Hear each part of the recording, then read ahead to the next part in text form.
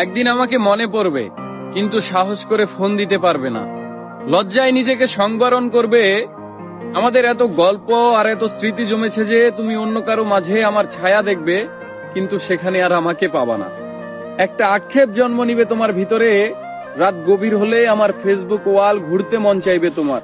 হয়তো সব বাধা ভেঙে মনের সাথে যুদ্ধ করে হলেও আমার প্রতিটি পোস্ট দেখবে, হাসবে, রাগ করবে, কিন্তু আমাকে সেই অনুভূতি বলতে পারবে না। এর চেয়ে আর বড় কষ্টের কি হতে পারে বলো?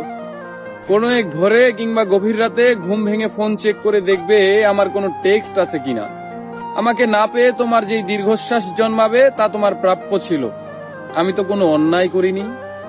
এখন যার সাথে আছো তাকে নিয়ে যতই সুখে থাকো, যতই ভালো থাকো, আমি জানি আমাকে তোমার মনে পড়বেই, কারণ আমি তোমাকে ঠকাইনি। তার সাথে কাটানো প্রতিটি সুখময় মুহূর্তে আমি থাকবো তোমার মস্তিষ্কের একটা কোণে। এর চেয়ে বড় শান্তির আর কি হতে পারে বলো? আমাকে কষ্ট দেওয়ার প্রতিটি পাপ তোমাকে ঘিরে ধরবে। একদিন তুমি অসুখী হবে, একদিন তোমারও আমার জন্য কাঁদতে মন চাইবে, কিন্তু চোখের পানি আর আসবে না। এক শীতে সমুদ্রে স্নান করতে যাবে, সাথে প্রিয় মানুষটা থাকবে, অথচ সেখানে আমার থাকার কথা ছিল। এক জ্যোৎস্নার রাতে আকাশ দেখে তোমার চোখের কোণায় পানি জমবে। এত সুন্দর রূপালী জ্যোৎস্না আমাকে ছাড়া দেখবে, আর কষ্ট তোমাকে জাপটে ধরবে না। এটা হয় বলো? একদিন আমাকে দেখার জন্য আকুল হবে, রাস্তায় খুঁজবে, পাবে না। সেদিন আঘাত লাগবে, সেদিন বুঝবে কি অন্যায় করেছো। একদিন বুঝবে ভালো একটা সম্পর্ক শেষ করে কেউ ভালো থাকে না।